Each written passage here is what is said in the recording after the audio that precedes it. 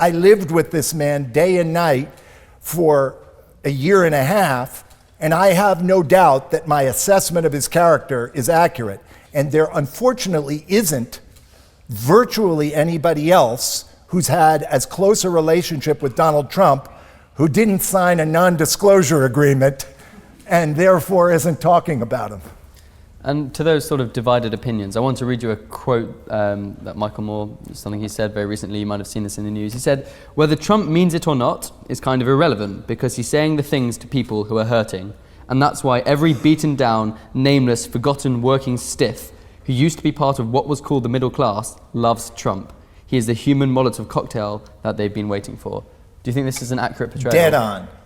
Listen, we need as a society in the US, and given Brexit here and Marie Le Pen in France and nationalist movements all over the world, all over the Western world, we need to recognize that Trump didn't come out of nowhere. Trump came out of a deep discontent. And what was that discontent?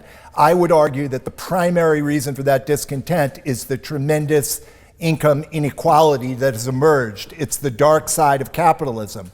It's a whole group of people, like the ones Michael Moore described, who grew up believing that they were as entitled to the American dream as anybody else and had been used to working crappy jobs but getting paid reasonably well, having some version of that American dream, a nice car, a house, a certain amount of security. And then all of a sudden, the world gets filled with a small number of people like Donald Trump who control a vast percentage of the wealth, and they're out on their backsides.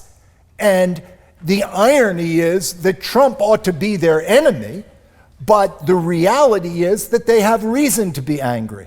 And it's not a surprise to me that the most disenfranchised people in our society who are white, because Trump has been so virulently hating towards so many minority groups, but for white people who are disenfranchised, I get why they're for him. And a lot of the reason I'm speaking out, is in the hope that I can temper that anger with the recognition that this man doesn't care about them.